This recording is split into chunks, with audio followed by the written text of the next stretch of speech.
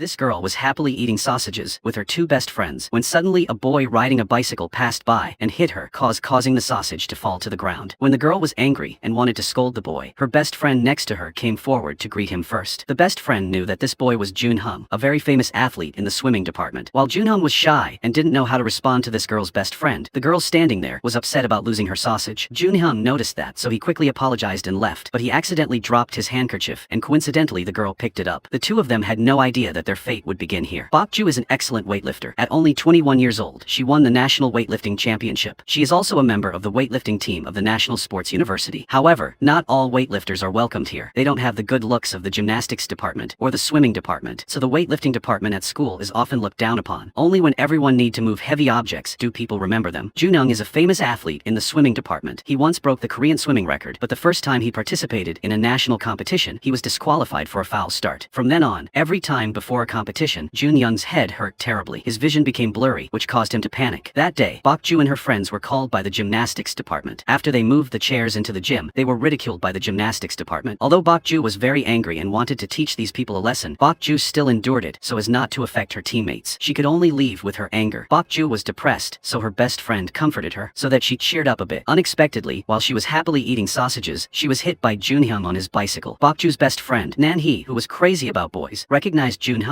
a famous swimmer, at first glance. Nan-hee immediately became shy and asked Jun-Hung if he liked Messi. Nan-hee's point of view is to proactively attack men's interests and find common topics to talk about, but Bok-Joo had no interest in Jun-Hung at all. All she felt was anger because Jun-Hung dropped her sausages. Jun-Hung thought Bok-Joo looked familiar, but he couldn't remember where he had seen her before. After Jun-Hung left, Bok-Joo picked up Jun-Hung's yellow handkerchief. That night, the gymnastics department discovered that the clothes were missing from the laundry room. They suspected that someone from the weightlifting department had taken it. The two departments had been at odds for a long time. Not only did they have disputes over territory and sports, but last year, a member of the gymnastics department stole a student's hard-earned boyfriend from the weightlifting team. That eventually led to that student having to drop out of school. The two departments had reached a climax, but in fact, the person who stole the clothes was someone else. A pervert secretly hid in the laundry room and waited until everyone left before sneaking out the underwear from the washing machine. Not long after, Bok-Joo discovered that her lucky t-shirt was missing. It was her competition uniform. Bok-Joo worried and suspected that someone from the gymnastics department was looking for malicious revenge, so she went to the gymnastics department to argue, but the gymnastics department did not admit to stealing the clothes. Thus, a conflict broke out between the two sides. Because there was no evidence, nothing could be done about the gymnastics department. Bok-Joo was in a bad mood, so she and her friends went to the roof to secretly drink beer to relieve their stress. After drinking, they went downstairs. In order to avoid being discovered, they hid in the laundry room, but accidentally discovered the perverted clothes thief hiding there. The pervert turned around and ran away, so they hurriedly chased after him. At the same time, Jun-Hung, under the relentless pursuit of his roommate, reluctantly agreed to go with his friend to the internet cafe, open overnight. The two people dressed in black clung to the vines from the balcony. They had just gone downstairs when the pervert ran past. Before Jun-Hung could understand what was happening, he was restrained from behind by Bok-Joo. She thought he was a pervert. Jun-Hung's roommate saw that the situation was not good and hurriedly returned to the dormitory. Jun-Hung was thus considered a pervert and was caught. But the teacher knew that Jun-Hung was not that kind of person. Bok-Joo also had no evidence, so in the end, Jun-Hung only received a little physical punishment. But Bok-Joo thought Jun-Hung was a pervert. Otherwise, why would a tall man like him carry a yellow handkerchief with him? Only then did Jun-Hung know that the handkerchief that he considered his life was picked up by Bok-Joo. This time, the two of them had a conflict. What was even more coincidental was that the famous athlete in the gymnastics department was Shiho. She made a mistake in the national representative selection exam. In the end, she lost her selection qualification and had no choice but to return to school. Shiho was Jun-Hung's ex-girlfriend. Because the dormitory was full, she was assigned to Bok-Joo's dormitory. One day, Jun-Hung went to the wishing fountain to pick up coins as usual. Just as he was happily turning around to leave, he saw Bok-Joo staring at him. Bok-Joo's expression was the expression of thinking Jun-Hung was a pervert. Now Jun-Hung couldn't explain any more clearly. After that, every time they met, Bok-Joo asked him to return her lucky t-shirt. Jun-Hung asked her to return the handkerchief. The two of them argued endlessly every time they met, until one time, when the weightlifting department was dragged away to do some errands, they accidentally discovered that the staff at the recording studio was wearing the underwear of a female student of the gymnastics department. Only then did the truth come to light. The staff member was taken away by the police. All the clothes were returned to their owners. Bok-Joo looked at the lost t-shirt that had returned, but her mood was very complicated. It turned out that she had really blamed Jun-Hung wrongly. Bok-Joo felt ashamed inside. To express her apology, she washed and ironed the handkerchief herself and brought it to the swimming pool to return it to Jun-Hung. Bok-Joo sincerely apologized to Jun-Hung and even returned the clean handkerchief. Jun-Hung snatched the handkerchief and smelled it. It no longer had the familiar scent, so he angrily criticized her for washing his handkerchief. Bok-Joo was kind-hearted, but she was scolded, so she was very angry. During the argument, she accidentally fell into the swimming pool. Bok-Joo kept struggling in the water. In the end, Jun-Hung couldn't bear to see her like that, so he jumped in to save her. The moment Jun-Hung hugged Bok-Joo, Bok-Joo, he looked at her chubby cheeks. Memories immediately flooded back. At the elementary school sports festival, Junhyung weakly participated in the relay race. Not only did he drop the baton, he also ran in the opposite direction. After Junhyung returned to class, he was laughed at by his classmates. Junhyung was cleaning the window. In order to avoid being hit by a friend with a broom, he accidentally fell from the window. At this time, Bok-Joo passing by and catch him from falling. The cake in Bok-Joo's mouth sprayed straight into Junhyung's face. The two smiled sweetly. The moment Junhyung saved Bok-Joo from the swimming pool, he recognized her. Seeing an old friend made Junhyung extremely happy, but Bok-Joo was not so happy because Junhyung kept calling Bok-Joo's childhood nickname Fat, making her panic and run away. After the two recognized each other, every time Junhyung met Bok-Joo, he kept calling Bok-Joo Fat from afar. Bok-Joo felt extremely uncomfortable. Even when eating, she avoided Junhyung. Junhyung called her fat in front of everyone because he was afraid that she would eat too little. He even gave her Yakult to drink. Bok-Joo was extremely embarrassed and asked Junhyung not to call her by that name again. Didn't expect Junhyung to become so shameless now. He didn't care about Bok-Joo's words. Junhyung also didn't know why he couldn't help but tease her. Maybe it was because every time he saw her, he would feel happy. One time, Bok-Joo helped her family's fried chicken shop deliver food. After meeting, she found out that the person who ordered it was Junhyung. Bok-Joo ran all the way here and was very tired. Junhyung wanted her to rest a bit, so he deliberately said he wanted to try the taste first before deciding whether to pay or not. He told Bok-Joo to sit next to him for a while. Unexpectedly, Bok-Joo directly said it was free as an apology for the handkerchief incident, but Junhyung felt guilty inside. Based on the delivery address, he went to Bok-Joo's fried chicken shop. Coincidentally, he saw Bok-Joo using her money to pay for their meal this time. After that, Junhyung brought his friends to the restaurant specifically once. He also took the opportunity to pay the amount that Bok-Joo paid last time. While eating, Junhyung looks at the medals Bok-Joo won displayed in the restaurant. Junhyung seemed to have witnessed all of Bok-Joo's growing up experiences. Back at school, Junhyung met Shiho, who came to find him. The other party wanted to reconcile with him and be together as normal friends. Junhyung nodded in agreement, but his indifferent attitude made Shiho extremely angry. She still expected this relationship in her heart. The operating expenses of the weightlifting department were cut, so Coach Sang-chul shouldered all the pressure by himself. When the team needed to go out for practice, he found a small bus to move around, but a small bus could not hold the whole team. In the end, Sang-chul still changed to a more spacious car. After the training ended, Sang-chul wanted to pretend to cheat and ignore the planned party, but looking at the eager eyes of the children, Sang-chul could not bear it. In the end, he used his own money to take the children to a party at a barbecue restaurant. The children ate and slept well, not knowing the difficult situation Sang-chul was facing. They had a hearty meal at the barbecue restaurant. Coach Sang-un was very concerned about Sang-chul's situation. Sang-chul devoted himself to the weightlifting team because he had promised others. His wife divorced him. After the divorce, his wife used his alimony money to live a luxurious life. In order to save money, Sang-chul usually lived at school and rarely came home. Even So-mun couldn't stand it anymore. She told him to go home, sleep, and take care of his health more. Don't use his money to treat the children to meals in the future. She would think of a way to solve the weightlifting team's financial problem. So the next day when it was time for extra meals, So-mun brought kimbap and said that she was changing to a new restaurant. But the team members all tasted something wrong. They just thought that the new store's flavor wasn't very good. In the evening, Junhyung went to his parents' pharmacy and put on a pitiful face and asked his mother to feed him. He had to go home and wait for his mother to cook. After returning home, he carefully put the handkerchief in the drawer and took out the super collected postcards inside to look at. The signature on top was also his mother. Could it be that Junhyung's current mother was his adoptive mother? Junhyung also had an older brother who was a doctor named Jae-yi. Jae-yi knew that Junhyung had violated the rules of the competition. Guessing that Junhyung had a mental illness, Jae-yi was extremely worried about him. After talking with the female doctor at the school, Jae-yi suggested that Junhyung should go for treatment. While Junhyung was upset about this problem, Bok-Joo was also having a headache because of her troublesome father. It turned out that her father had picked up a dressing table somewhere and tricked Bok-Joo into saying that he had bought it. Bok-Joo was very happy. As a result, a few days later, a picture of the dressing table was posted on a lost notice on the side of the road. Only then did she realize that her father had tricked her again. Bok-Joo had always disliked her father's bad habit of picking up things. Now her father was making fun of her again. She talked to her father for a while, then carried the dressing table, preparing to return it. On the way, it started to rain. Bok-Joo hugged the dressing table and got caught in the rain. Suddenly, an umbrella appeared above her head. It turned out to be Junhyung's older brother. But Bok-Joo didn't know Jae-yi. In her eyes, there was a handsome guy with a pleasant voice. This guy shielded her from the water splashed by passing cars, then carefully took her to her destination, treating her like a girl. In the end, he even gave her his umbrella. On the way back, Bok-Joo heard her own heartbeat. Perhaps she was moved by Jae-yi. At this time, she received a phone call from the weightlifting department. It turned out that after the team members ate kimbap, they all got food poisoning and had to be hospitalized. Someone could only admit that she was the one who wrapped the kimbap. She wanted to save money, so she bought food that was about to expire. Sungmoon was extremely regretful. The team members also learned about the department's financial problems. Everyone was a sensible child. They proactively suggested cutting down on snacks and reducing the number of gatherings. The coaches were deeply moved, but looking at the pitiful and sensible children, the coaches felt heartbroken. Bok-Joo heard that her father, who was already in poor health, had fallen ill, so she hurriedly returned home. When she got home, she found that her father was still safe and sound. It turned out that her father had bought her a new dressing table. Moreover, he especially wanted to show off to Bok-Joo, so he colluded with her uncle to trick her into going home. Bok-Joo didn't know whether whether to laugh or cry. But seeing the brand new table, she was still very touched. Bok-Joo left the house but met Jae on the way. She followed and saw Jae enter a hospital. Only then did she learn that he was a doctor. Bok-Joo felt a little self-conscious. She was really too inferior to this man. At this moment, Bok-Joo suddenly had a flash of inspiration. Jae was a doctor at a weight loss hospital, so she could go to the weight loss hospital to take the opportunity to get to know Jae. Bok-Joo immediately went to the hospital. After Jae saw Bok-Joo, he immediately recognized her as the girl from the other day. After Bok-Joo sat down, the first question was whether he liked Messi. This question made Jae stunned and confused. In order to pursue Jae, Bok-Joo decided to receive weight loss treatment at the hospital, but after seeing the price of the treatment, all her hopes immediately disappeared. Bok-Joo's entire savings were not enough for the treatment, so Bok-Joo went home to ask her father for money. But when she saw that her father was still to use the old motorbike, she did not dare to ask anymore. If she did not have money from home, Bok-Joo could only think of another solution. The school was going to hold a mountain climbing competition. The first place winner would receive a prize of 3 million won. Bok-Joo's eyes immediately lit up. She immediately signed up for the competition. The next day the competition started. Bok-Joo immediately rushed out. Unexpectedly, halfway there, she met Junhung. Junhung was immediately happy when he saw her coming. He kept talking to her side. Bok-Joo was exhausted both physically and mentally, so she was in no mood to pay attention to him. She only wanted to climb up. Junhung followed behind and teased her, but accidentally pushed Bok-Joo down. Then when Bok-Joo limped to the top of the mountain, many students had already reached the top. All effort fell into vain, making Bok-Joo very disappointed. She kept blaming Junhung. She told him not to follow her anymore. Junhung immediately felt hurt. On the other side, Junhyung's ex-girlfriend returned to the training team. Her recent condition was very bad. The coach suggested that she attend a special training course in Russia during the holiday, but going to Russia would cost a lot of money. Shiho was extremely confused. When she got home, she heard her parents arguing over her training expenses. Her family's financial situation really didn't allow it. Shiho didn't say anything and decided to give up the opportunity. Feeling disheartened, she contacted Junhung. She hopes that in her next life she can be born into a rich family so that she won't have to worry about money and can pursue her dreams without worrying about anything. After saying that, Shiho accidentally slipped. Junhung quickly reached out to help her. His hand was still as warm as before. Shiho held her hand tightly and refused to let go. Junhung quietly withdrew his hand. At the same time, Bok-Joo was hanging out with her friends. Nan-hee drank too much and went crazy. She accidentally spilled wine on the man at the next table. When the man heard that they were weightlifting students, he laughed out loud and mocked them for not looking like women at all and looking stronger than men. The girls suffered a terrible humiliation, so the two sides had a dispute. After Junhung said goodbye to Shiho, he also came here to eat. He saw this chaotic scene. He thought about how he was hurt by Bok-Joo's words this morning. Junhung didn't go up, but after Bok-Joo left, the men still kept talking about her. They even went too far. Their words were full of insults and contempt for Bok-Joo. Junhung couldn't stand it anymore, so he rushed up to fight the men. After beating the other side up, Junhung turned around and ran away. Bok-Joo and her friends hadn't gone far when they saw Junhung running out. Junhung pulled Bok-Joo and ran away. After escaping, Bok-Joo suspected that Junhung wanted to vent his anger, so he went up to fight. Of course, Junhung didn't admit it. Bok-Joo looked at Junhyung and found that he was very different from the timid boy in her memory. Junhyung put his arm around Bok-Joo's shoulder and showed off his charm now. Seeing Junhyung's unserious attitude, Bok-Joo was momentarily speechless. After what they had gone through, the two of them stopped fighting. On the other side, Shiho passed by a sports shoe store. When Shiho and Junhyung had not yet broken up, Shiho wanted to buy a pair of shoes for Junhyung. Junhyung knew that Shiho's family was having a hard time, so he politely refused. At that time, the two of them looked so cute and happy. Shiho's beautiful memories came back. Not long after, Junhyung returned to the dormitory and found an anonymous package. Inside was a pair of sports shoes. Junhyung guessed that it was a gift from Shiho. Now Junhyung did not want to give Shiho hope anymore. He went to find Shiho to return the shoes. The next day, Shiho told her teacher that she decided not to go to Russia for training. Shiho's mother also knew about this. Shiho's mother did not understand Shiho's decision. Shiho felt extremely wronged. She understood that her family could not bear this expense. Shiho felt very upset, so she took the returned sneakers and rushed straight into the boys' dormitory. She didn't say anything and gave them to Junhung. She didn't want Junhung to pity her like the others. Bok-Joo's secret feelings finally had a response. Jae sometimes remembered this interesting girl, Bok-Joo. He sent Bok-Joo a message saying that compared to Messi, he liked Ronaldo better. Bok-Joo was extremely happy when she received the message. She ran out of the house and met Jae at the intersection. She couldn't believe it, so she lightly touched Jae. She couldn't think of anything else. Seeing Jae again made Bok-Joo feel so happy. After borrowing money everywhere, Bok-Joo finally had enough money to go to Jae's hospital to register for treatment. Jae felt happier when he saw this cheerful and lively girl. He took the initiative to shake Bok-Joo's hand and hoped that they would have a good cooperation in the future. Bok-Joo looked at her calloused hands after lifting weights and felt self-conscious, so she just reached out to clap Jae's hand. After leaving the hospital, Bok-Joo was extremely excited. She even rarely tried a hair clip on her head. It was the first time Bok-Joo wore such a feminine hair accessory. The salesgirl complimented that Bok-Joo looked more feminine when wearing this accessory. Upon hearing that, Bok-Joo bought it without hesitation. Bok-Joo was inspired. She thought to herself that she might as well make some handicrafts. Next time she returned the umbrella to Jae, she would give it to him. Bok-Joo wanted to ask a boy's opinion when she happened to meet Junhyung. She quickly used the excuse that it was for a friend and asked Junhyung if she should make a handmade bracelet as a gift for a boy. Unexpectedly, Junhyung quickly stopped her. Because things that you make with your own hands have great light meaning they will make people feel heavy. It turns out that's how it is. Bok-Joo immediately came to her senses. She decided to write a thank you note instead of a gift. She was immersed in love. Bok-Joo was immediately recognized by her roommate Shiho that Bok-Joo had someone she liked. The next day, Bok-Joo dressed up and wore a newly bought hair clip to the hospital to return the umbrella. Jae asked about Bok-Joo's major. Bok-Joo didn't want to reveal that she was a member of the weightlifting team. Just then, Bok-Joo saw the cello sculpture on the desk. She immediately said that her major was cello. Unexpectedly, Jae had a hobby of classical music. Bok-Joo was questioned to the point that she was almost exposed. At the same time, Junhyung started receiving psychological treatment. Every time before the match, his heart would beat very fast. After that, he could no longer hear any sound. This condition has also appeared several times during practice. The doctor diagnosed it as panic disorder. The doctor asked him what happened the first time this symptom occurred, but Junhyung pretended not to know because he didn't want to mention it. Jae came to pick Junhyung up. Junhyung discovered that the umbrella was put in a very delicate paper bag. At first glance, he knew it was Bok-Joo's work. Junhyung lent Jae the umbrella. Jae said that he lent it to a girl who was studying cello. The girl put it in the bag and brought it back to him. Junhyung couldn't help but chat for a while. After returning to the dorm, Junhyung discovered that there was another letter in the bag. It said, "Thank you, doctor. That day, what you lent me wasn't an umbrella, but your warm heart." Junhyung sighed. It seemed like another innocent girl was seduced. The next day, Bok-Joo and Junhyung met at the cafeteria. Junhyung started teasing Bok-Joo again. He said that she had become thinner recently. Bok-Joo was speechless. While the two were joking around, Shiho saw them. This was not the first time Shiho saw the two of them being so intimate. Shiho deliberately took Bok-Joo's arm and introduced her to Junhyung, that she and Bok-Joo were now roommates. The atmosphere suddenly became awkward, but the awkwardness was still ahead. Shiho sat down to eat with everyone as if no one was around. While eating, she even picked up food for Junhyung. Junhyung didn't want the atmosphere between the two to affect everyone, so he found an excuse to leave. Shiho hurriedly chased after him. She wanted to date Junhyung again. This proposal made Junhyung feel helpless. It was obvious that Shiho was the one who broke up from the beginning. Shiho admitted that she regretted it. At that time, she was facing an important match and was in a very bad state. Shiho was criticized by the teacher in front of everyone. Junhyung also lost the competition and wanted to find Shiho for some comfort. Shiho was still worried about her, so she suggested breaking up. When Junhyung needed help the most, Shiho had left him, and now she acted like nothing happened and wanted to get back together. How could Junhyung agree? After returning to the dorm, Shiho went to find Bok-Joo. Shiho deliberately mentioned that she wanted to get back together with Junhyung. Shiho hoped to get Bok-Joo's blessing. On the other side, Park, a senior in the weightlifting club, often didn't come back to his room at night. He was questioned by his peers and had to face the pressure of graduating soon. His roommates suspected that he had found a way out and secretly hid the news and didn't want to tell anyone. They argued like that. In the end, the entire weightlifting department was punished by the coach. The punishment lasted until the evening before ending. Sang-chul and Song-eun prepared a barbecue dinner for them outside. The two of them told the kids, compared to risking their lives to win medals and then getting injured, they hoped that everyone would truly love the sport of weightlifting and practice. Just lifting weights could make them feel happy and willingly put in their time and effort. This was what the coach wanted to see. Sang-chul knew that some of the seniors were in the middle of life's choices and were confused and worried about the future. But Sang-chul didn't want the players to become extreme, because life doesn't come to an end. Everything can change. At night, Senior Park came to ask for leave. Sang-chul accepted it without asking for a reason. He believed in his students. This was the way to truly support them. Actually, Senior Park had a reason for asking for leave. His wife had just given birth. Every night he comes to visit his wife. His family is under heavy financial pressure, so Park has a lot of difficulties. Sang-chul is also very worried about the children's future. If they don't win a medal in sports, the road ahead will be very difficult. Sang-chul plans to let Park and Bok-Joo increase their weight class. This will increase their chances of winning a medal. It's easy to say, but gaining weight is much harder than losing weight. Recently, Bok-Joo has been going to the hospital to lose weight without telling her friends. Her friends thought that Bok-Joo was delivering food home, so they took the initiative to go to Bok-Joo's house to help. Unexpectedly, Bok-Joo was not at home. Her father and uncle thought she was at school. After Bok-Joo returned to the dormitory, her friends immediately pressed her with questions. Bok-Joo was worried and didn't know how to explain. Seeing her awkward appearance, her friends guessed that Bok-Joo's hemorrhoids had relapsed, so Bok-Joo secretly went to the hospital. Bok-Joo also did not expect things to turn out this way, so she could only shyly admit it to hide the truth. As the treatment progressed, Bok-Joo's weight gradually decreased, but before could be happy, Bok-Joo heard a familiar voice calling her fat in the hospital. When she turned around, Bok-Joo saw Junhyung coming to find his brother. Junhyung saw Bok-Joo wearing a weight loss outfit. He laughed so hard that he almost couldn't breathe. Just then, Jae came over. Seeing that her secret was about to be revealed, Bok-Joo immediately pretended to look like she was meeting her childhood friend Junhyung for the first time. Jae also introduced Bok-Joo as the girl who learned the cello. Junhyung was extremely surprised. He felt Bok-Joo pinching his back. He tried to hold back his laughter to help her lie. He even put his arm around Bok-Joo's shoulder and declared that she was his good friend. Junhyung suggested to his brother that playing the cello requires the strength of a weightlifter. Seeing Junhyung's delighted expression, Bok-Joo could only try to smile. Having Bok-Joo's weakness, Junhyung laughed at her the whole way. He guessed that she was bewitched by her brother. Bok-Joo asked him not to tell anyone, but how could a tease like Junhyung obediently listen? Having this weakness in his hands, Junhyung started to make Bok-Joo do things for him. He asked her to help him peel fruits and get juice. Bok-Joo was extremely angry, but could only suppress her anger. Junhyung met Bok-Joo, who was going to the hospital for a consultation conversation, so he followed her. It was just time for dinner. Jae took the two to a restaurant for dinner. Taking advantage of this opportunity during the meal, Junhyung repeatedly hinted that Bok-Joo was a weightlifter. He even raised Bok-Joo's hand and shouted loudly that she had succeeded in the 130-kilogram weight class. Bok-Joo was extremely angry but could only reluctantly say that she didn't like to exercise. Jae was beside her wondering because she had said that she liked messy before. Hearing this, Junhyung remembered that Bok-Joo's best friend had said the same thing, so he burst out laughing again. Bok-Joo couldn't bear it anymore and went to Junhyung alone to negotiate. Seeing Junhyung's harmless appearance, Bok-Joo was extremely angry. She didn't want to be teased by Junhyung for a long time, so she suggested that she wanted to solve this problem once and for all. She asked Junhyung to give her a condition. Junhyung said that he would think about it and then tell her. On the other hand, Shiho still didn't want to give up on Junhyung. She waited for Junhyung on the side of the road and invited him to eat his favorite pizza, but Junhyung firmly told Shiho that he had his own life. He advised her not to do anything useless anymore. Shiho didn't give up. She kept texting Junhyung, but Junhyung didn't reply. The next day is the sports festival. In order to escape the rice bag carrying competition, Junhyung sneaked into the internet cafe to play games. Before the rice bag carrying competition started, the swimming club discovered that Junhyung had disappeared. They went to Junhyung's roommate and asked him to find Junhyung immediately. Junhyung's roommate was worried about how to explain to the coach. Bok-Joo accidentally found out about this and took it to heart. She immediately dialed Junhyung's phone number and suggested that she would participate in the competition in his place. After that, the two of them would no longer owe each other anything, and Junhyung was not allowed to threaten her anymore. After saying that, Bok-Joo hung up the phone without waiting for Junhyung to reply. The rice bag carrying competition began. The last winning team in previous years were all weightlifters. This year, if the weightlifting department wanted to continue this glory, they would have to look at this rice bag carrying competition. The members of the weightlifting team were all full of confidence. When the game started, Junhyung still did not appear. Instead, Bok-Joo from the weightlifting department entered. She was Junhyung's assistant. Bok-Joo fought to the end. Bok-Joo's incredible strength and will to not be bothered by Junhyung helped the swimming department win. The final grand prize went to the swimming department. For the first time, the weightlifting department lost the championship position. Bok-Joo became the sinner of the whole team and was criticized by everyone. Junhyung heard the news and rushed over. He was worried that Bok-Joo would be scolded by the members of the weightlifting department. When he arrived at the weightlifting department, he immediately pulled Bok-Joo away. Unexpectedly, Bok-Joo spoke first. She asked him to keep her secret from Jae. Seeing Bok-Joo lower her honor, Junhyung felt sorry for her. Bok-Joo simply had a one-sided love for Jae and did not receive any response. But her attitude was so self-conscious. At the same time, Bok-Joo tried her best for Junhyung, which made her friends misunderstand. Everyone thought that the person she liked was Junhyung. Shiho also misunderstood that Bok-Joo liked Junhyung. In order to help Bok-Joo, Junhyung bought 2 concert tickets. One was given to Bok-Joo, and the other was given to Jae. It was considered a gift for Bok-Joo. Bok-Joo rarely wore dresses to concerts. She pretended to meet Jae by chance. After the concert, Jae drove her home. Bok-Joo suddenly felt lucky. From the time her father picked up the dressing table until she met Jae by chance, everything was so coincidental and beautiful. On the other hand, Junhyung came for psychological counseling. This time, he confessed his secret to the doctor. It turned out that after his mother remarried, his mother went to Canada when he was only 10 years old. Since then, Junhyung stayed at his uncle's house and called his uncle and aunt his parents. So Jae was actually his cousin. Junhyung started swimming at the age of 11. For an insecure and lonely person like him, the swimming pool was like his mother's embrace. It was a warm place to forget about his mother. After his mother went abroad, she often sent postcards and gifts. So Junhyung always felt like he was the same as other children. Until one day, he accidentally found a lot of blank postcards in the house and realized that all along, his aunt had been writing letters to him on behalf of his mother. Coincidentally, Junhyung had a competition that day. Junhyung first showed signs of panic during that competition. Leaving the psychologist's house, Junhyung accidentally met Bok-Joo after finishing their date. Seeing Bok-Joo wearing a skirt, Junhyung couldn't help but laugh loudly and didn't dare to look at her. After Jae left, Bok-Joo went to the subway to change into comfortable clothes and went out, but was stopped by Junhyung. Junhyung mocked Bok-Joo's outfit that she had been wearing for half a day. Bok-Joo was about to go crazy when a car drove past a puddle. Junhyung pulled Bok-Joo in front of him. Bok-Joo was splashed with water. Bok-Joo didn't expect Junhyung to do that. She chased after Junhyung. Even though she was soaked, Bok-Joo was still in a good mood. Thinking back to today, Bok-Joo felt like Cinderella. Bok-Joo caught a cold. She smiled wickedly, hugged Junhyung's head, and sneezed in his face. Of course, she would pass on a cold to him when something as good as a cold came to her. The two coaches were planning to upgrade Bok-Joo and Park to 2 levels. Park agreed, but as for Bok-Joo, the two coaches hadn't told her about it yet. The two coaches went to Bok-Joo's father first. Bok-Joo's father was Sang-Chul Sr. After careful consideration, Bok-Joo's father finally agreed. The two coaches informed Bok-Joo of this. Bok-Joo felt discouraged. Going up 2 levels meant gaining weight and then turning that weight into muscle. This was not an easy task, especially since Bok-Joo was in the crucial stage of losing weight. Bok-Joo thought for a long time and finally agreed. The coach personally monitored her daily meals. She ate at school and then ran to the hospital. After receiving treatment at the hospital, she returned to school. Going back and forth like that, her weight increased and then decreased. Seo-moon couldn't understand why Bok-Joo's weight kept decreasing like that. Jae didn't understand why Bok-Joo's weight kept increasing. As for Shiho, every time she wasn't satisfied with her training, she couldn't help but eat like crazy. In the end, she had to go to the infirmary because of a stomachache. The female doctor was very concerned about Shiho because not only did she look weak, but her mental state also didn't seem to be very good. On the other side, Junhyung has a cold. He recently prepared to participate in a small competition that only beginners can participate in. Everyone doesn't understand. Actually, it's because Junhyung wants to overcome his psychological trauma. Shiho always follows him. She comes uninvited over and over again. Then she is heartlessly rejected by him over and over again. But Shiho doesn't want to give up Junhyung. Compared to Shiho eating too much, Bok-Joo has to face the difficult problem of being fed too much by everyone. While her close friends are feeding Bok-Joo, Nan-hee accidentally discovers Bok-Joo's text message asking her to go to the hospital to lose weight. Bok-Joo can only tell Junhyung that she has a crush on him. She also takes Nan-hee to the hospital to watch Jae from afar. Jae is handsome, mature, and attractive. Nan-hee approves of Bok-Joo's relationship. For her best friend's happiness, Nan-hee took on the task of advising Bok-Joo on what clothes to wear. Moreover, Nan-hee also helped Bok-Joo hide it from her best friend Sonoke in the group. Nan-hee even secretly helped Bok-Joo eat less food. Junhyung started practicing for the competition. Shiho was very concerned about his bad cold. She quietly asked Junhyung's roommate to bring ginger tea to Junhyung and didn't even let her best friend say that she brought it. The next day, Bok-Joo was on her way to the hospital when she met Junhyung. Junhyung told her to cheer him on. Bok-Joo didn't cheer him on, but instead scolded him. Later, Bok-Joo learned from Jae that Junhyung always seemed confident but was actually very weak-hearted. 2 years ago, he was eliminated from the national competition because he jumped first. This left a psychological trauma in Junhyung's heart. His usual training results are always excellent. He can even represent his country in competitions, but he always makes mistakes in competitions. It was very difficult to make up his mind to compete this time. After saying that, Bok-Joo blamed herself for saying bad things to Junhyung. Then, when she passed by the fountain, she prayed for Junhyung and hoped that he would compete well. Before the competition started, Junhyung started to have ringing in his ears and felt dizzy. He couldn't hear any sound. He counted down in his heart and missed the whistle. Therefore, he started a little slower than all the other players. In the end, he only won 4th place. But Junhyung was in a very good mood. At least he had taken the first step, not losing the right to compete because he jumped first. Bok-Joo had been following the results of the competition. She found out that Junhyung didn't even get a high rank. Bok-Joo asked to meet him to comfort him. The two met in front of the fountain. Junhyung once said that he heard that there was a lucky toad in the fountain. After making a wish to the toad, he would get a gold medal. So Bok-Joo folded an ugly toad and gave it to him, hoping that it would bring him luck. Shiho also witnessed the competition at the competition site. After it ended, she hugged a hot pot of soup and waited for Junhyung, but he didn't return. When she returned to school, Shiho accidentally saw Bok-Joo and Junhyung arguing. She angrily threw the soup into the dustbin. On the other hand, in order to help his daughter gain weight, Bok-Joo's father bought abalone to supplement Bok-Joo's health. As a result, Bok-Joo brought Junhyung home. This was the first time Bok-Joo brought a man home. Bok-Joo said that she owed Junhyung a favor, so she wanted to treat him to abalone. Her father reluctantly took out a plate. Seeing Junhyung eating one after another, Bok-Joo's father became more and more dissatisfied. He guessed that his daughter was about to be taken away by Junhyung. He was extremely angry. After eating their fill, the two returned to school together. Bok-Joo said a lot of words of encouragement to Junhyung. The two argued with each other again. Junhyung's mood gradually improved. It turned out that Bok-Joo also had this cute side. Shiho searched Bok-Joo's things in the dormitory and discovered that she was undergoing weight loss therapy. The next day, while jogging, Junhyung saw Shiho entering the weightlifting department. Soon, both the coach and Bok-Joo's father knew that Bok-Joo was secretly losing weight. Bok-Joo's father immediately became angry. It turned out that Shiho had secretly put the weight loss hospital album into the weightlifting department the night before. The more she thought about it, the more she regretted it. When she wanted to go get it back, she saw that Sung-hun had seen it. Knowing that Bok-Joo was losing weight, the coach informed Bok-Joo's father in advance. Bok-Joo's father scolded her. Everyone couldn't understand why Bok-Joo did that. As a weightlifter, maintaining weight is very important. Bok-Joo was physically punished, so her whole body ached. Seeing Bok-Joo's painful appearance, Shiho also felt very sad. She hated herself for being so irrational because of jealousy. That day was Jae's birthday. Junhyung immediately sent intelligence to Bok-Joo. That day, Bok-Joo was supposed to go to the hospital, but when Jae got off work, couldn't wait for Bok-Joo. Bok-Joo missed Jae's birthday. It turned out that Bok-Joo's father was sick, so he had to go to the hospital regularly for dialysis. He used his refusal to go to the hospital for dialysis to force Bok-Joo to listen. Bok-Joo was not allowed to go to the hospital to lose weight anymore. Bok-Joo was very helpless and advised her father to go for treatment. The more Bok-Joo's father thought about it, the angrier he got and wanted to go to the hospital to lose weight to talk things out. Bok-Joo's angry father suddenly fainted. Only after rushing him to the hospital did he stabilize. After this, Bok-Joo will definitely not be able to go to the hospital to lose weight again. She specially bought a birthday present and prepared to go to the hospital to confess everything, then confess to Jae. In the end, she still didn't have the courage to confess and just left the present in front of Jae's car. Bok-Joo secretly ran to the hospital to lose weight. As soon as she got back to school, Bok-Joo was forced to ask by Sung-un. Bok-Joo refused to say. Sung-un started to punish Bok-Joo. Nan-hee really couldn't stand it anymore. She told Sung-un everything. Nan-hee said that Bok-Joo didn't go to the hospital to lose weight, but because she liked the doctor there. Today, Bok-Joo secretly ran there just to give him a birthday present. Sung-un was filled with emotions after hearing this. When she was a young girl, everyone had such a pure love. When Sung-un was young, she even ran away from home because of a male student. Sung-un told Bok-Joo her story. She told Bok-Joo that everything would be okay. Even though it was extremely painful now, as long as you could overcome it, she would meet many men who would love you in the future. Bok-Joo felt relieved and cried cried bitterly. Junhyung heard Bok-Joo's story. He still couldn't contact her and was very worried. When he passed by the stadium, he saw Bok-Joo crying in someone's arms. Junhyung hid in the grass by the roadside and threw out a sausage, successfully attracting Bok-Joo. Seeing Bok-Joo so depressed, Junhyung took her to eat something delicious. He gently fed her grilled meat and kept comforting her. Under Junhyung's comfort, Bok-Joo's mood also improved. She started to eat a lot. After eating, the two went to a nightclub to play. Bok-Joo let herself go and partied all night, gradually recovering her spirits. Through this unrequited love, she realized that she was also a girl and would also be moved by men. Junhyung patted her head and kept coaxing her to be happy. He even made an appointment to go out together next time. Bok-Joo felt that Junhyung was a little different today than before. She finally admitted that Junhyung and his brother were a little similar, even though it was just a little. Bok-Joo's father was upset about Bok-Joo's weight loss. The uncle said a few words to help Bok-Joo, that it was normal for Bok-Joo to like to dress up when she was young to lose weight. Normally, Bok-Joo only liked to wear sportswear because her hands were full of calluses because of training. She didn't look like a girl at all. The uncle also felt sorry for her. Her father naturally understood these principles. It was only because life was difficult that he wanted to force Bok-Joo to at least win a gold medal. Otherwise, Bok-Joo would regret it for the rest of her life like him. Even though he said that, Bok-Joo's father still softened and called Bok-Joo home. He bought a lipstick for his daughter. Finally, the two of them made up. On the other side, Junhyung suddenly remembered that he had seen Shiho enter the weightlifting department. He thought that maybe she had put Bok-Joo's weight loss notebook in there. Junhyung immediately went to find Shiho. It just so happened that Shiho had a competition today. She performed excellently and won the prize. When she returned to school, she received a call from Junhyung. Shiho happily ran over, but was greeted by a series of questions from him. Shiho admitted that she had left the notebook in the weightlifting department because she didn't like Bok-Joo and Junhyung being too close. She thought Bok-Joo lost weight just to please Junhyung. Shiho was driven crazy by her jealousy and possessiveness. Junhyung was extremely angry. Shiho's actions caused too much damage to Bok-Joo. He told Shiho that he and Bok-Joo had no other relationship. Bok-Joo liked someone else, but Shiho saw Junhyung's feelings for Bok-Joo. When she returned to the dormitory, she accidentally heard Bok-Joo talking to Junhyung on the phone. Shiho grabbed the phone and hung up. Shiho could no longer hold back anger. Shiho questioned Bok-Joo why she still seduced Junhyung when she had someone she liked. Bok-Joo was stunned by the question. Then, Shiho herself admitted that she was the one who revealed Shiho's notebook. Shiho did this just to warn Bok-Joo. The two had a big argument. Bok-Joo asked Shiho to apologize. Shiho refused. Bok-Joo didn't want to pay attention to Shiho anymore, so she hugged her pillow and went to her best friend's room to sleep. Junhyung called Bok-Joo up to the rooftop. The two sat on an abandoned bed to talk. Bok-Joo told Junhyung to keep his distance from her in the future. She didn't want Junhyung's ex-girlfriend to see her as an enemy again. Junhyung apologized to her. Bok-Joo had a lot of things to worry about, so she didn't care much. At this time, the patrol teacher came over. Junhyung hurriedly hugged Bok-Joo to avoid the teacher. The two of them hugged each other like that. Junhyung hugged Bok-Joo and didn't let her leave. He insisted on watching the stars together. The two of them were in close contact. Junhyung felt that Bok-Joo wasn't bad either. As for Shiho, after winning the prize from the competition, the coach's attitude towards her had also changed significantly. Shiho took the drink from the coach with a smile on her face, but when she turned around, she threw it in the trash. Shiho learned from her sister that her parents were about to divorce. Shiho went to find her mother to ask. She understood that it must be because of financial problems in the family that led to her parents choosing to divorce. Shiho wanted to drop out of school to earn money, but her mother firmly disagreed. Shiho's mother had long considered Shiho her life, so Shiho's mother couldn't let Shiho do things own way. Shiho retorted with a couple of sentences, but was slapped by her mother. She turned around and left without saying anything. At the same time, Junhyung received psychological counseling. He mentioned that in the past years, he had never looked for his biological mother even once. On the other hand, he felt that his biological mother had a reason for abandoning him. On the other hand, he felt guilty towards his parents, but the doctor advised him to face the problem to completely resolve his psychological problems. While Junhyung was dealing with his psychological problems, Bok-Joo was also troubled recently. She had not gone to the hospital for a long time, so Jae was very worried about her. Bok-Joo lied that she was going to study abroad soon, so she couldn't go to the hospital anymore. After hanging up the phone, Bok-Joo couldn't help but cry. She cried for her unfinished first love. After calming down, Bok-Joo called Junhyung. Junhyung noticed that Bok-Joo was in a bad mood, so he called her out to relax. He also promised to take her to the movies. After all, Bok-Joo's weight loss was discovered, so Junhyung was also responsible. Christmas was coming, so Junhyung's mother sent postcards and gifts as promised. Junhyung didn't say anything but cooperated with parents in acting. He wore the new sneakers his mother bought. After returning to his room, Junhyung felt depressed and remembered what the doctor had told him. He was hesitating whether to go find his mother or not. At this time, he received a phone call. Shiho suddenly fainted. Junhyung rushed over. After Shiho woke up, Junhyung took her home. At this time, Junhyung remembered the date Bok-Joo went to the movies. He was about to leave when Shiho suddenly hugged him. Junhyung pushed her away and turned to look for Bok-Joo. When the movie ended, Junhyung still hadn't arrived. She poured all her anger and resentment into the game. She scolded Junhyung for not keeping his word. Junhyung had just arrived at the cinema when he heard Bok-Joo scolding him to go die. Bok-Joo was very angry. The consequences were very serious, so Junhyung followed her and kept apologizing. In the end, he spent a lot of money to treat Bok-Joo to a delicious meal to appease her. After returning to the dormitory, Bok-Joo's mood improved and she started to make trouble with Junhyung again. Shiho saw this scene. In her anger, she deleted all the photos with Junhyung and cried bitterly. Junhyung's aunt made some side dishes and asked Jae to give some to the female female doctor at school. She also told him to invite the girl to their house to play. It turned out that Jae and the female doctor were good friends. The last time, the female doctor also attended Junhyun's birthday party. The female doctor made Jae's parents very satisfied. Jae's mother wanted to bring the two together. Jae realized that his mother had an ulterior motive but couldn't do anything about it. Junhyun went to the hospital to give Jae something but heard the secretary mention that Jae went to school to find a female doctor. Junhyun thought about just seeing Bok-Joo with a sprained waist walking towards the school infirmary. What if the two met? Then Bok-Joo's lie would be broken. He immediately felt uneasy. He hurriedly ran back to school and told his roommate to go find Bok-Joo. His roommate rushed into the infirmary. Bok-Joo heard the news and was preparing to run away, but it was too late. She hurriedly hid inside with Junhyun's roommate. Then Junhyun also hurriedly ran over to pull his brother and the female doctor away. Only after they left was the danger dispelled. Bok-Joo breathed a sigh of relief. On the way back, Bok-Joo accidentally met Jae, who turned back to get his phone. The two met again on the narrow road. Jae saw Bok-Joo wearing a weightlifting uniform. Junhyun rushed over to help Bok-Joo lie and cover it up, but Bok-Joo didn't want to continue lying like that. She admitted to Jae that she was actually a weightlifting student. The cello and studying abroad were both lies. Bok-Joo finally confessed everything but couldn't be happy at all. She could only turn sadness and anger into strength. She expressed all her emotions during training. Junhyun helped Bok-Joo explain to his brother. Bok-Joo wanted to lose weight because she liked someone, but she was afraid that the other person would not accept her if they knew she was a weightlifting team member. That's why she hid her identity. But Junhyun didn't say that the person Bok-Joo liked was Jae. After explaining, Junhyun was dragged away by his roommate to participate in the matchmaking. The girls were all interested in Junhyun's handsome appearance, but Junhyun was only thinking about Bok-Joo. Just then, Bok-Joo called to meet him. Bok-Joo regretted it. If she had known this would happen, she shouldn't have lied in the first place. Seeing her depressed appearance, Junhyun took her to the game room to relax. Bok-Joo played games like crazy. Junhyun sat on the side in a daze. Then the two went to drink soju. Bok-Joo was in a bad mood, so she drank cup after cup. After a while, she got drunk and started talking nonsense. She said that it was all Junhyun's fault. If Junhyun wasn't Jae's younger brother, so many things wouldn't have happened. So Junhyun had to take responsibility for the current situation. Bok-Joo fainted as soon as she finished speaking. This made Junhyun extremely miserable. He used all his strength to carry Bok-Joo on his shoulder back home. He even used a shopping cart to transport Bok-Joo. After returning home, Bok-Joo kept saying that Junhyun had to take responsibility for her. So Junhyun was interrogated by Bok-Joo's father and uncle. Junhyun repeatedly affirmed that he and Bok-Joo were just classmates and that nothing had happened that required him to take responsibility. Bok-Joo's father understood that Junhyun was criticizing Bok-Joo, so he yelled at him with reproaches. The uncle, who had long considered Junhyun a family member, kept calling him was nephew-in-law. Then the uncle gave Junhyun money to call a taxi and invited Junhyun to come to the store to drink together. The next day, Bok-Joo sobered up and accidentally met Jae and the female doctor. Jae had just told the female doctor about Bok-Joo's weight loss. The two were still wondering if the guy Bok-Joo liked was Junhyun. The female doctor wanted to help Bok-Joo fulfill her wish, so pulled Bok-Joo out to eat with her. She even called Junhyun over. The female doctor was very close to Jae. When the two were together, they looked very cute. Seeing this scene, Bok-Joo felt even more depressed. Plus, the female doctor kept pairing Bok-Joo with Junhyun. She said Junhyun and Bok-Joo looked good together. After finishing the meal, Junhyun took Bok-Joo to the beach to relax. The two had fun playing on the beach. When they were tired from playing, they lay down on the sand. Bok-Joo said that if she could do it again, she would still lie. Although she was proud of being a weightlifter, as a girl, she still didn't want the person she liked to see her bulging veins when lifting weights, her fierce appearance, and red face. Bok-Joo couldn't help but sigh. She herself didn't have any secrets from Junhyun. For the sake of fairness, Junhyun also wanted to tell Bok-Joo the secrets hidden deep in his heart. The first secret was that when they were in elementary school, there were always some candies on Bok-Joo's desk. Junhyun secretly put them there. He did that to repay Bok-Joo for saving his life. Moreover, Junhyun liked Bok-Joo, who was always lively, cheerful, and popular. The second secret is that Junhyun is not the biological son of his current parents. Actually, Jae is his cousin. His mother abandoned him and flew to Canada. Junhyun used this method to comfort Bok-Joo. There are always pains and secrets in life. Time will heal everything. Hearing Junhyun's words of comfort, Bok-Joo's mood immediately improved. Very quickly, the day of Bok-Joo's competition arrived. After Jae heard that Bok-Joo was competing, he brought a bouquet of flowers to watch Bok-Joo compete. Bok-Joo was extremely nervous because of Jae's appearance, but she still suppressed the pressure and successfully completed the competition. Jae was in the audience clapping and cheering for her. When Bok-Joo walked off the stage, she couldn't hold back her tears, because what she feared most was being seen by the person she liked while lifting weights. But in the end, she was still seen. Junhyun saw Bok-Joo hiding in the gym, secretly wiping away her tears. At this time, Jae came to congratulate her. Junhyun quickly pulled his brother away. Junhyun told Jae that the person Bok-Joo liked was Jae. Bok-Joo didn't like Jae seeing her lifting weights. Now Bok-Joo was getting a lot of hurt. Junhyun felt sorry for Bok-Joo, so he was very angry. This time, Bok-Joo and her senior park both won the gold medal, as expected. The weightlifting team achieved very high results and thus got sponsorship. The sponsor also wanted to sign a contract with Bok-Joo. Bok-Joo was even on the news, but Bok-Joo couldn't be happy. She was always in a state of depression. On the other side, Jae remembered the things he had done for her since he met Bok-Joo. It seemed like he had unintentionally given her a lot of attention. Perhaps it was this attention that made her misunderstand. Jae felt very guilty, so he asked Bok-Joo out to apologize. Bok-Joo pretended to be strong wrong and told Jae not to pay attention to this. Because her feelings come quickly and go quickly, it will be fine soon. Bok-Joo felt even more embarrassed by Jae's apology. She knew that Junhyun must have said it. She asked Junhyun why he brought it up. This could have been left alone. Moreover, a failed one-sided love was also a very humiliating thing. But Jae came to apologize, which put Bok-Joo in an awkward situation. Because of this, the two had their first big argument. Then Junhyun went to see his brother. As soon as he arrived, he got straight to the point. Junhyun said that sometimes Jae's politeness and concern would only hurt others. Just like when Junhyun was young, Jae always tolerated Junhyun unconditionally and never got angry. But in Junhyun's opinion, this was the opposite of drawing a clear line, always reminding Junhyun that he was not Jae's real brother. Only then did Jae understand Junhyun's thoughts. When Jae got home, he saw the place where the two brothers grew up together and was filled with emotions. The next day, Junhyun's pharmacy had to be renovated, so the two brothers went to help. The atmosphere was a bit awkward, but they finally took the opportunity to make up. The two talked openly and apologized to each other. Jae said that he would start learning how to get angry with Junhyun. He also said that Bok-Joo must be a very special friend to Junhyun, which is why Junhyun cared about Bok-Joo so much. Junhyun was even angry with him because of her, unless Junhyun liked her. Junhyun was exposed by Jae, so he immediately found an excuse to leave. On the other side, when Shiho practiced, there was a move that she couldn't do well. Plus, her parents got divorced and the house was sold, so Shiho was in a depressed mood. She thought to herself that if it weren't for this gymnastics career, the family wouldn't have turned out like this. Everything was not going well for Shiho. By chance, she met Junhyun Sr. hanging out with his friends. Shiho wanted to be away from school, so she took the initiative to ask him to hang out with her. From then on, Shiho and her senior started dating. No matter how much Shiho played around, her senior would give in to her. Because her senior had liked Shiho since she first entered school, seeing her senior's caring and attentive attitude, Shiho's heart was moved. Instead of always clinging to Junhyun who didn't like her, she should find someone who liked her to lean on. As for Sung-yoon, Senior Park didn't come home all night. His wife went to school to look for him. It turned out that Senior Park had a conflict with a driver and ended up fighting and going to the police station. Only then did Sung-yoon find out that Senior Park was married and had a child. After learning about his hardships in life, Sung-won took the initiative to offer to lend him money to compensate. In fact, Sung-won's life wasn't rich. She lent a portion of the group's operating expenses to Park, and she would pay them back later. But not long after, the headquarters discovered that Sung-won had embezzled the operating expenses. Sung-won quickly admitted it, but she refused to explain the specific reason. She only said it was for personal reasons. Park overheard Sang-chul talking to someone about Sung-won embezzling public funds, and the amount of money matched the compensation Sung-won lent him. He immediately understood everything. He intended to go to the headquarters to clarify the situation, but was stopped by Sung-won. It was true that she had taken the money. Even if she clarified the situation, nothing would change. Park could only sigh helplessly. In the end, Sung-won was fired. From beginning to end, she did not tell the truth and bore it all alone. Park felt very sad, so he went to Sang-chul and told the whole truth. Sang-chul was in a difficult situation. If he told the headquarters about the situation, Park would be punished, but if he didn't tell them, Sung-won would have to leave. Sang-chul didn't know what to do. He went to Bok-Joo's father to relieve his worries. After hearing this, the uncle looked at Sung-won with admiration. What a righteous woman. Sung-won packed up her things and prepared to leave. All the students were waiting outside to see her off. Bok-Joo cried and held her back. Sung-won was also very sad, but things had come to this point, so she could only turn around and leave. The next day, Bok-Joo had originally scheduled a meeting with the sponsor, but she suddenly disappeared. Junhyun had told himself that he wouldn't bother with Bok-Joo anymore, but after hearing that she had disappeared, he couldn't help but go out to look for her. From early morning to late at night, he finally found Bok-Joo. As soon as Junhyun arrived, he asked why she always made others worry and depressed. While he was talking, Bok-Joo's eyes were red. She asked Junhyun what she should do. Junhyun didn't say anything. He hugged her heartbrokenly. Late at night, Bok-Joo returned home in a daze and confessed to her father that she didn't want to lift weights. Before, no matter how hard or tired she was, she had never thought of giving up. But recently, for the first time, she had an aversion to lifting weights. Her father talked to Sang-chul about this issue. The coach felt that Bok-Joo had entered the stage of exhaustion, so he gave Bok-Joo some time to rest and relax. After a few days of thinking, Bok-Joo's father finally decided to let go so that Bok-Joo could be comfortable. He didn't interfere in her life anymore. No matter what happened, even if weightlifting was extremely important, it was all Bok-Joo's decision. If she didn't want to practice, then she shouldn't force herself anymore. On the other side, Junhyun was thinking about why he always had strange feelings for Bok-Joo. He recalled the things between him and her. Junhyun finally understood his feelings. He had fallen in love with Bok-Joo. Bok-Joo said goodbye to her friends and prepared to rest for a while. Junhyun took her out to relax. He gave Bok-Joo a lot of encouragement and care. Junhyun told Bok-Joo not to run too far and to stay within his range. She had to contact him more and get well soon. Bok-Joo made a wish list and prepared to complete each one during the vacation. Bok-Joo wanted to learn piano. To pay for her tuition, Bok-Joo found a part-time job delivering goods in a warehouse. Jae asked Junhyun about Bok-Joo's situation. Junhyun was a little dissatisfied with his brother's concern. Junhyun hoped that his brother would not care about Bok-Joo anymore in the future to avoid unnecessary trouble. When Junhyun mentioned Bok-Joo, his eyes lit up. Jae realized at first glance that Junhyun liked Bok-Joo. Junhyun didn't deny it. He also found it hard to believe because Bok-Joo was not his type at all. But love has no reason. Junhyun had prepared to always be by Bok-Joo's side and go through all the hardships of life with her. At night, Junhyun missed Bok-Joo, so he went to the warehouse to find her. He happened to see Bok-Joo laughing and talking with a male colleague. Bok-Joo Bok-Joo even called the male colleague Oppa. Junhyung got angry and shouted loudly and quickly separated the two. He told Bok-Joo to be wary of all the guys around her. That man was untrustworthy at first sight. Bok-Joo agreed to please him. Then she talked about her dream. She wanted to use her part-time job money to learn piano. At that time, she would play the piano at Junhyung's wedding. Junhyung mentioned it clearly. He hoped that the person standing next to him was Bok-Joo, but Bok-Joo did not realize the meaning of this sentence. After saying goodbye to Bok-Joo, Junhyung returned to school. He learned that recently people started spreading rumors about ghosts in the school. It was said that 10 years ago, a student had her medal revoked for using doping. After that, the girl left this world by herself. Maybe that was the ghost of that student who had not left, because someone in the weightlifting department went to the bathroom at night and saw a barefoot ghost. It immediately scared everyone. Recently, Junhyung has been looking for Bok-Joo. People misunderstood that the two were dating. One day, Junhyung went to see Bok-Joo again. He even went to the warehouse to help her with work. Bok-Joo told Junhyung to go first. She did not want to cause unnecessary misunderstandings. Junhyung looked at Bok-Joo and said that they did not misunderstand. She was a very special friend to him, but Bok-Joo didn't understand anything. She didn't expect Junhyung to directly kiss her and express his feelings to her. Bok-Joo didn't understand why it was her. This couldn't be explained clearly, so Junhyung couldn't explain it either. Liking someone doesn't need a reason. Moreover, thinking carefully, Junhyung had liked Bok-Joo for a long time, since they were very young, so Bok-Joo was his first love. Bok-Joo also admitted that Junhyung was very good. He was handsome and worth relying on, but she had never considered Junhyung as someone of the opposite sex. She only considered him as a friend. Junhyung suggested starting from today, try dating for a month, experience a little to see if he was a good boyfriend or not. If he wasn't, it wouldn't be too late for her to refuse. After he finished speaking, he didn't wait for her to refuse before turning around and leaving first. Junhyung took Bok-Joo home. The two of them, one in front and one behind, were extremely awkward. Bok-Joo's best friend called and told her to come back quickly. She took the opportunity to leave but accidentally dropped her wallet. Junhyung accidentally picked it up. Junhyung found Bok-Joo's wish list inside. Her last wish was to find a boyfriend, to drink a drink with 2 straws together, to put her hand in her boyfriend's pocket and walk together. Junhyung was extremely happy to have this important information. Bok-Joo was called back to the dormitory. It turned out that Nan-hee had just seen a woman in white in the hallway. Nan-hee was so scared that she kept screaming. Bok-Joo stood by the side and didn't care. Bok-Joo's mind was filled with Junhyung's kiss. Bok-Joo was so embarrassed that her face turned red. That night, when Bok-Joo went out to get water, she also heard a strange sound. She saw a woman dressed in white with long hair sitting in front of the refrigerator, eating like a ghost. The woman turned around. It was Shiho. The next day, Bok-Joo asked Shiho if she remembered what happened yesterday. Shiho explained that she actually had a bad habit of eating a lot in her sleep, but the ghost thing had nothing to do with her. Shiho tried to act calm on the outside, but was actually very scared on the inside. She quickly looked up the side effects of sleeping pills. Sleeping pills cause memory loss and even sleepwalking. The school had a special day off, so Junhyung went to the fried chicken restaurant to find Bok-Joo. He wanted to have a private date with her at the amusement park. This was also one of Bok-Joo's wishes on the list. Unexpectedly, Bok-Joo intentionally called her best friend. Bok-Joo's best friend made an appointment to meet Junhyung's roommate. It ended up being a fun gathering for a group of 5 people. After thinking for a while, Junhyung finally found a chance to be alone with Bok-Joo and do what he wanted to do with her. Junhyung did as Bok-Joo wrote on her list. They used 2 straws to drink the same drink. When the two of them got close to each other, Bok-Joo was filled with emotions. Her cheeks were flushed. Later, when Junhyung was watching the fireworks, he deliberately took Bok-Joo's hand and put it in his pocket. This was also Bok-Joo's wish. Even though Bok-Joo pushed him away time and time again, her heart involuntarily started to move closer to him. Looking at Junhyung's sincere eyes, Bok-Joo was momentarily at a loss. The vacation finally ended. Her best friend Seon-ok didn't return to the team. It was said that her family didn't let her come. Bok-Joo went to look for Seon-ok. Before leaving, Bok-Joo remembered that today was the day her father went for dialysis. She told her father to come to the hospital on time. Bok-Joo then went to Seon-ok's hotel. She was lifting weights in front of the mirror. Her family's financial situation was not good, so her parents felt that no matter what, she would not be able to become a national representative athlete. They did not want to waste money on her studies anymore, so they told her to drop out of school and come back to help the family. Actually, Seon-ok had always admired Bok-Joo. Bok-Joo was talented in weightlifting, and her family supported her. Unlike Seon-ok, who had nothing, Seon-ok liked weightlifting because it was a sport where hard work would yield results. When she won an award in high school, it was also the result of her constant practice. Actually, she knew very well that she had no talent in this field. She could only rely on her constant efforts to get it. Bok-Joo was about to comfort her when Seon-ok was called to work by her mother. At the same time, her father had just finished dialysis. He was about to leave when he suddenly had a nosebleed and fainted. Bok-Joo returned from Seon-ok's house. Junhyung specially bought flowers and went to the station to pick her up. Bok-Joo had just left the station when she received the news that her father had an accident. She ran and cried, not knowing what to do. Junhyung hurriedly took her to the hospital. On the other hand, Jae and the female doctor attended the class reunion. Their classmates teased them and told them to get married. The female doctor deliberately asked Jae if they should get married, but Jae avoided the question. This time, Jae's first love also came. Now the person beside Jae's first love was a successful man. He was full of anger at Jae, constantly bringing up the past and also disrespecting Jae's first love. Jae couldn't control his anger and went to punch this guy. Then the female doctor asked Jae if he hadn't forgotten his first love. Otherwise, a person with a good personality like Jae wouldn't have done such a thoughtless act. This time, the female doctor didn't hide her her emotions anymore, she finally mustered up the courage to ask Jae when he could see her. The sudden confession left Jae at a loss. He had never thought of this aspect. The female doctor told him that she had been by his side for 10 years. This was not something based on friendship alone. After confirming Jae's thoughts, the female doctor leisurely left. She knew it was time to say goodbye to the past 10 years of love. When Bok-Joo returned home to pack up her father's belongings, she saw that her father had bought a lot of insurance. The beneficiaries were her aunt and uncle. Bok-Joo couldn't hold back her tears. She called her father to apologize for her ignorance all this time. Her father also felt that he had done something wrong to her. This phone call resolved all the conflicts between father and daughter. The next day, Bok-Joo took the initiative to return to the team. She ended her hesitation and was ready to return to training. Sang-chul and Bok-Joo's father were very relieved to hear this news. Her father went through a checkup and found that there was nothing wrong with his body, but he was forced to quickly undergo a kidney transplant. At the same time, Shiho had to stop taking sleeping pills on the doctor's advice. This led to her mental state getting worse. During practice, she made many unnecessary mistakes. The coach had to reconsider whether to let her compete. Because she wanted to participate in the competition, Shiho took sleeping pills. Bok-Joo called Junhyung out. Recently, Bok-Joo has been thinking about Junhyung unconsciously. After returning to the training team, the first person she thought of was Junhyung. Bok-Joo realized that she also liked him. She wanted to tell Junhyung her decision as soon as possible. She said that Junhyung had passed the probationary period. Then she confessed to Junhyung that she liked him. The two looked at each other, unable to hide their joy. Slowly, there was a kiss in the thick snow. The two finally started dating as boyfriend and girlfriend. Junhyung was cautious. Seeing that Bok-Joo was still wearing the hair clip she bought to meet Jae, Junhyung pulled Bok-Joo to buy a new one. Shiho took sleeping pills the night before, so she woke up the next day feeling sluggish. She felt unwell and fainted. Bok-Joo returned to the dormitory and saw Shiho fainted. Seeing the sleeping pills, Bok-Joo rushed her to the hospital. Luckily, Shiho didn't take much. The doctor determined that she didn't have the tendency to leave this world and do something stupid, but the incident still spread throughout the school. Junhyung also found out about this. Seeing Shiho's missed calls on his phone, he realized that it was the time when he and Bok-Joo were dating. Junhyung felt very guilty. He went to the hospital to visit Shiho. After this incident, Shiho felt relieved about many things. When Bok-Joo visited Shiho, seeing Junhyung always by Shiho's side, taking good care of her, Bok-Joo couldn't help but feel a little unhappy. Junhyung noticed that she was acting a little strange, so he went to ask why. Bok-Joo refused to tell the truth, which made Junhyung very upset. He took Bok-Joo to eat at a roadside restaurant. Before they could even start eating, Junhyung received a call from Shiho. He quickly went to the side to answer the phone. Bok-Joo angrily ate a lot. When Junhyung finished the call, Bok-Joo angrily left. All the way, she kept scolding Junhyung for being ignorant. Sang-chul went everywhere asking for help from his connections to help Sungmun get her job back, but he heard that Sungmun had been transferred. In his anger, he went on strike and quit his job. After Sang-chul went on strike, the weightlifting department was constantly gossiping. Finally, Senior Park stood up and told everyone that all of this was because of him. Knowing the truth, everyone did not blame Senior Park, but actively thought of a solution. Everyone decided to go on a hunger strike to make things difficult for the headquarters. But for weightlifting, hunger strikes are not easy. The aroma of food continuously wafted from the cafeteria, testing everyone's self-control. Everyone overcame all difficulties and resisted temptation. Seon-ok also returned to the team when she heard about what happened recently. She hugged her close friends and cried bitterly. After the female doctor confessed, Jae thought for a long time. Finally, he realized that he had done something wrong to her. He went to find the female doctor to apologize. For the past 10 years, he had gotten used to having her by his side. He had taken everything for granted. Jae suggested that he wanted to date, but this made the female doctor feel awkward. Love is not something that can be given away. She did not need Jae's bestowed love. In the evening, when Junhyung was walking, he saw Bok-Joo protesting. It was cold outside, making him worried about her. But Bok-Joo was angry. She told Junhyung not to worry about her. Junhyung had a lot to worry about anyway. Junhyung didn't understand why Bok-Joo was angry. He was irritated by her sarcastic words. Even though he was angry, Junhyung was still worried about Bok-Joo. Hearing that it was snowing outside, Junhyung was worried that she was cold, so he went to help her put on a heating pad. He also put on a coat and a scarf for her. After doing these things, he left without saying anything. His teammates asked Bok-Joo, "Who is this?" Bok-Joo said she was just a friend of hers. The protest continued on the second day. Everyone was about to lose their patience. Some people fainted. At this time, someone heard a rumor that the new coach in the weightlifting department was someone who got in through connections with the leaders. Never practiced weightlifting before. After everyone heard this, they became even angrier. The battle to regain the official coaching position officially reached its peak. They also fought against corruption in the school. Everyone started beating gongs and drums and protesting at school. Not long after, the protest was successful. The school leadership gave in and agreed to reinstate Sungmun. To celebrate Sungmun's reinstatement and San-ok's return to the team, everyone gathered at Bok-Joo's fried chicken restaurant. After the incident ended, Bok-Joo and Junhyung finally met. Junhyung asked her why she was angry. Originally, Bok-Joo didn't want to say it because it would make her look mean, but she still couldn't help it. She blamed Junhyung for asking about and taking care of his ex-girlfriend in front of her. Only then did Junhyung realize that Bok-Joo was jealous. Finally, the two of them resolved their misunderstanding. Bok-Joo's jealous appearance made Junhyung feel very cute. He hugged Bok-Joo and refused to let go. He couldn't help but kiss her one after another. Finally, Bok-Joo and Junhyung made up. Shiho was also discharged from the hospital. She saw the intimate appearance of the two. Although Bok-Joo didn't admit it, Shiho understood at a glance. Now Shiho had let go of this relationship. Finally, she could peacefully bless the two of them. At this time, Bok-Joo's father came to school to deliver food. He happened to see the two of them laughing and joking, but but Bok-Joo was wrapped up so tightly that her father didn't recognize her. He couldn't help but sigh. He didn't know whose child it was to be in love in such a crowded campus. Her father, even her close friends, didn't recognize Bok-Joo. Bok-Joo didn't want her friends to know that she and Junhyung were in love, so she acted like she didn't know Junhyung in front of them. She even accidentally pushed Junhyung to the ground. Junhyung was angry and didn't want to have a secret relationship. Bok-Joo could only act cutesy to deal with him, so Junhyung could only reluctantly agree. Another day, Bok-Joo applied Nanhee's special mask and immediately got a pimple on her face, which looked very funny. Bok-Joo felt embarrassed and didn't dare to meet Junhyung, so she lied that she had a cold and it was inconvenient to meet. Junhyung was worried about Bok-Joo. He asked his aunt to prepare a lot of cold medicine and brought it to Bok-Joo. Bok-Joo was sitting in front of the mirror, looking at her pimple worriedly. The next second, she saw Junhyung rolling in from the balcony. It turned out that Bok-Joo was avoiding him because of her pimple. Junhyung found Bok-Joo more and more adorable. After saying that, he went to visit the room. He was about to open the wardrobe when Bok-Joo stopped him. The two of them accidentally fell onto the bed. When the atmosphere was awkward, the close friends returned to the room. Junhyung quickly hid under the bed and moved to a corner where they couldn't see. Then she hid in the closet. At this time, Shiho returned. She opened the closet and was startled. Junhyung signaled her not to say anything. Shiho smiled and helped Bok-Joo chase her friends away. Junhyung was finally saved. The three of them went to the rooftop together. It was the first time Shiho knew that there was such a beautiful place in the school. After letting go of many obsessions, her mood was much better. She could also be happier with the two of them. Because Bok-Joo hid the fact that she and Junhyung were in love, Junhyung's roommate didn't know about their relationship, so he forced Junhyung to join the matchmaking. A person in the weight training department saw it and told Bok-Joo about it. Bok-Joo angrily dragged her two close friends to that cafe. First, she watched from the corner for a while. Then she sent a message to Junhyung telling him to quickly resolve this matter, otherwise he would surely die. Junhyung was extremely terrified when he saw the message. After looking around, he found Bok-Joo looking at him. Junhyung was extremely scared. He wanted to find a reason to run away, but his roommates and the female students stopped him from leaving. The female students even started touching Junhyung's clothes. Finally, Bok-Joo couldn't look anymore. She used her identity as Junhyung's girlfriend to come over. At this time, everyone was extremely surprised. Junhyung and Bok-Joo were again subjected to strict questioning from their close friends. The two close friends felt very hurt because Bok-Joo hid it. If that was the case, then Bok-Joo's boyfriend had to pay the price by inviting them to dinner and singing. Junhyung's wallet and spirit were both severely damaged. On the contrary, Junhyung's roommate surprisingly got along with Bok-Joo's two close friends. Bok-Joo and Junhyung started dating publicly. Bok-Joo was very self-conscious. She felt like she was making Junhyung lose face, but Junhyung didn't pay any attention. He was proud of Bok-Joo. Wherever he went, he bragged to everyone around him that she was his girlfriend. The day of Shiho's competition soon arrived. Bok-Joo took her to the fountain to pray. Bok-Joo and Junhyung went to watch Shiho compete together. Shiho made a mistake, stepping on the line in the first round, but what surprised everyone was that she did not lose any points and easily entered the finals. Only then did Shiho understand what the coach meant when he told her to prepare well for the final round. It turned out that the coach had arranged for her to enter the finals early. Shiho was criticized by the other contestants for bribery. During the final performance, all her past experiences came to mind. The pain of overeating, the difficulty of training with all her strength, the joy of winning a medal filled Shiho with emotions. Perhaps it was time to say goodbye. Shiho stopped in place without taking the strings. Although the match was ruined, Shiho felt much more relieved. Bok-Joo and Junhyung were also very emotional. One day, they would be like Shiho, welcoming the last match of their career. At that time, would they be as decisive as Shiho? But who can say clearly about the future? Living well in the present is the most important thing. The next day, an unexpected incident happened. Junhyung's biological mother suddenly returned to the country. Junhyung's mother went to school and happened to meet Bok-Joo, so she asked for directions. Bok-Joo personally took Junhyung's mother to the swimming pool. Junhyung also happened to be going out. Bok-Joo greeted him. Junhyung's mother heard Junhyung's name and looked at him with teary eyes. Junhyung looked at her for a while before realizing that it was his mother. He couldn't help but cry loudly. They were both a bit shy when they met after many years, but Junhyung was still very happy. His mother brought a new pair of shoes as a gift. Even though it didn't fit, Junhyung still wore it on his leg. He made an appointment with his mother to meet again tomorrow, but when he went out, he accidentally heard his current parents, who were also his aunt and uncle, talking to Jae. Only then did Junhyung learn that his mother's son abroad was sick and needed money. This time his mother returned to borrow money from his aunt and uncle, not to visit him. Junhyung was extremely sad. He was angry because he had lacked maternal love for so many years. He was also helpless before his aunt and uncle kindness. He told his aunt and uncle that he had known that they had been pretending to be his mother and sending him letters and gifts for the past few years, but he had always pretended not to know and cooperated with them in the drama. His aunt and uncle had also raised him without any complaints. Why should they lend money to that selfish mother? They weren't charitable people. When his aunt heard these words, she couldn't help but slap Junhyung. The whole family treated Junhyung sincerely and raised him as their own son, but Junhyung doubted her sincerity. Junhyung ran away from home. No one could contact him. Bok-Joo was extremely worried. Later, she learned everything through Jae. After hitting Junhyung, the aunt was also very regretful and blamed herself. Their performances these past years must have caused great damage to Junhyung. During the time Junhyung disappeared, Bok-Joo was selected for the national team. She would soon go to intensive training. Reporters came to interview Bok-Joo. During the interview, the entire weightlifting department was extremely tense. Sang-chul was even wearing a suit. Bok-Joo was not focused during the whole process. She was really really worried about Junhyung. Halfway through the interview, she ran to look for him. She finally found Junhyung at the swimming pool. Junhyung was floating motionless on the water like a floating corpse. Bok-Joo woke him up. Junhyung leaned on her shoulder and cried. After crying a lot, Junhyung's mood gradually recovered. He listened to Bok-Joo's voice message while he was anxiously looking for him. He finally revealed a smile that had been lost for a long time. Bok-Joo comforted him that his biological mother couldn't help but love him. She must have her own reasons. Junhyung should understand her. Under Bok-Joo's persuasion, Junhyung returned home. Bok-Joo took him to the pharmacy. Junhyung apologized to his aunt. The two hugged each other tightly again. After resolving the misunderstanding with his adoptive parents, the next step was to resolve the misunderstanding with his mother. Junhyung went to the airport to see his mother off. He returned the handkerchief that he had kept for so long. He also wanted a photo of his sister. Finally, Junhyung showed Bok-Joo's photo to his mother. Only then did Junhyung's mother know that the girl she asked for directions at school was her son's girlfriend. Bok-Joo told Junhyung that she had been selected for the national team. She was going to train abroad, so she couldn't leave her room anymore. This also meant that they had to start a long-distance relationship. Junhyung was really happy for her. Long-distance relationships weren't a problem. Besides, Junhyung had a competition coming up soon. As long as he got first place, he could be selected as a national representative. At that time, they could continue to be together and wouldn't have to endure the pain of separation. Junhyung started practicing hard for the competition. Bok-Joo helped and supported him a lot. Junhyung often made a scene and didn't want to practice. He insisted on Bok-Joo hugging and kissing him before he would continue practicing. The two of them joked around non-stop. Soon, the day of the competition arrived. Bok-Joo went to the fountain to pray for Junhyung. The competition soon began. Bok-Joo was at the scene watching him compete. Junhyung started a bit slow, but he quickly caught up with his opponent. The situation was very tense. In the end, Junhyung finished second with a small margin. Junhyung was a little regretful because he didn't get first place, but at least Junhyung overcame the psychological pressure. Bok-Joo comforted him that there would be another chance next time. Bok-Joo went abroad to train and only had time left in the evening. The two couldn't bear to separate. Bok-Joo's best friend suddenly called her back to the training room to get her things. Junhyung went back with her. The training room was dark again. Junhyung looked at Bok-Joo with eyes full of affection. He walked over to hug Bok-Joo and was about to kiss her when suddenly the lights came on. All the coaches and teammates were present. It turned out that the best friend tricked Bok-Joo into coming back to give her a surprise. This time, their secret was completely exposed. Everyone congratulated them. At the same time, Bok-Joo's father found a kidney donor, but he did not immediately go to the hospital. He was afraid of distracting Bok-Joo. He planned to wait until his daughter went to training before going to the hospital. Finally, it was time to go to training. Bok-Joo regretfully took the bus away from her father and Junhyung. After Bok-Joo went to training, the couple officially started a long-distance relationship. At the same time, Bok-Joo often called her father and was concerned about his health. Bok-Joo felt that her father's voice seemed a bit off, so she asked Junhyung to visit her father for her. Junhyung went to Bok-Joo's house and found out that the fried chicken shop was closed. He asked his uncle and found out that Bok-Joo's father was hospitalized and was preparing for surgery. The day of the surgery happened to be the day Bok-Joo competed. Her father hid it from Bok-Joo and did not want her to know. He told Junhyung not to tell Bok-Joo either. The next time Bok-Joo found out that Junhyung was always mysterious and didn't pick up the phone in time. He picked up the phone but couldn't say much. In fact, Junhyung was taking care of Bok-Joo's father. The next day, while Bok-Joo was practicing, her waist injury relapsed. The coach gave her a day off to return for treatment. After Bok-Joo finished treatment, she prepared to go home for a bit. Her father was scared and jumped out of bed after hearing that. Her uncle told Junhyung to stall for time. He would quickly take her father home. Junhyung stopped Bok-Joo, who had just returned home. He didn't say anything and dragged her out to eat. Halfway through, Junhyung answered the uncle's phone to report the situation. Junhyung hid to the side and secretly answered the phone. His mysterious appearance made Bok-Joo suspicious. Bok-Joo thought of Junhyung's recent series of mysterious actions. Suspicion arose in her heart. She reached out and grabbed Junhyung's phone, wanting to see who he was calling. Junhyung refused. In the end, the two had a big argument. When Bok-Joo got home, she saw her father and uncle busy at the restaurant. They looked very strange, but Bok-Joo couldn't tell what was strange. After the two argued, Junhyung couldn't contact Bok-Joo. That night, he went to the store to find her. After a period of testing, Bok-Joo's father gradually accepted Junhyung. He asked Junhyung why he liked Bok-Joo. Junhyung replied that it was because Bok-Joo could bring joy to people. She was born with the power to warm people's hearts. Bok-Joo's father laughed out loud. He truly accepted this son-in-law. The next morning, her father and uncle saw Bok-Joo off. Before Bok-Joo left, she accidentally saw a notice at the entrance that the fried chicken shop was closing. Later, she learned from a neighbor that her father was about to have surgery. Bok-Joo rushed to the hospital and caught her father and uncle in the act. Bok-Joo blamed herself. If only she had discovered her father's abnormality earlier, it would have been good. At the same time, she also realized that she had misunderstood Junhyung. Bok-Joo apologized to Junhyung, but how could Junhyung blame Bok-Joo? He took Bok-Joo back to the training ground and kept encouraging her to try her best. On the day of Bok-Joo's official competition, her teammates on the weightlifting team gathered in front of the TV, anxiously watching the match. Her uncle and Junhyung were in the hospital watching. Her father's surgery was very successful. When the surgery ended, the competition ended. Bok-Joo easily won the gold medal. Everyone cheered. Bok-Joo's father, who had just woken up, also showed a satisfied smile. After the match ended, Bok-Joo accepted an interview and Junhyung also arrived at the scene. Bok-Joo rushed into Junhyung's arms in front of everyone. Very quickly, 2 years passed. Junhyung was chosen as the national representative. On the day of graduation, Sam-chul and his teammates gathered to say goodbye to everyone. Someone gave their farewell speeches and they couldn't help but cry. by. Then came the climax of the graduation ceremony. The tradition of the weightlifting department was to have the graduates walk up on stage. The team members tried their best to take off their shoes and clothes. The tradition of the swimming club was to throw the graduates into the pool. Junhyun and Bok-Joo's parents came to the graduation ceremony. Family and friends were there to witness this beautiful moment. After the graduation ceremony, the two walked around the campus. Everywhere, there were memories of them. Their youth was awkward but beautiful. The two promised each other that if Junhyun won the gold medal in the next competition, they would get married. That would be the perfect souvenir of their youth. This sweet drama ends here. Thank you for watching and supporting. Goodbye.